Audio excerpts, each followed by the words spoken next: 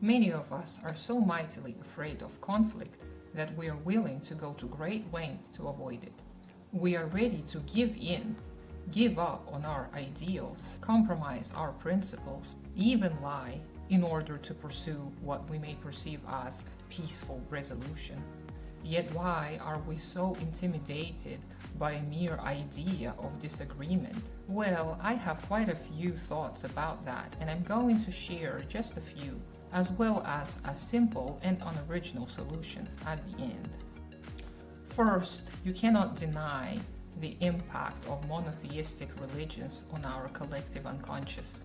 The idea that we all are little soldiers in the holy war of good versus evil is intrinsically entwined into the canvas of many modern-day monotheistic religions. Thusly, the fear of being ostracized, of being separated from the righteous, from the good ones, is deeply ingrained in many people's minds, even if they have long abandoned religion. Obedience, a commonly praised religious virtue, also contributes to our repulsion to starting fights and stirring the waters. Second, the idea of sameness has long predated all the unoriginal Red Scare type media productions. The primitive understanding of individual differences is present in many, if not most, anthropological finds. However, previous generations' homogeneity, which appeared mostly due to the lack of exposure, cannot be denied. Human conditions in many ways dictate their level of tolerance. The more one is exposed to variation, the easier it is for one to adjust to them.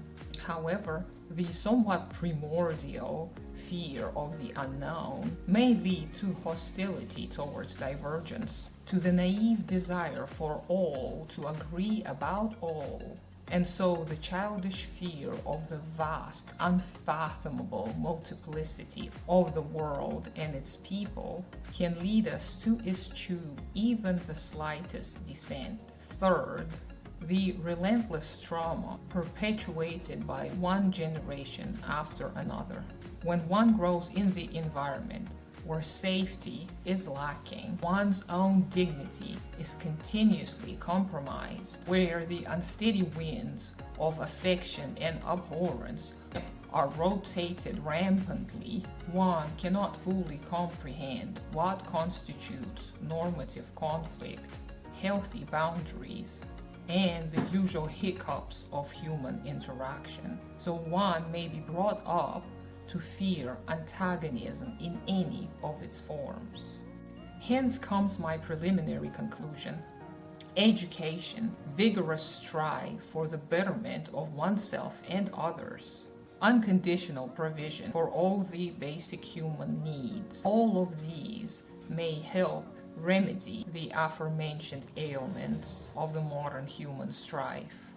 If we are situated in mind-stimulating conditions, certain of our human wholeness, unafraid to indulge in a true pursuit of humanity's body of wisdom, the fear of conflict,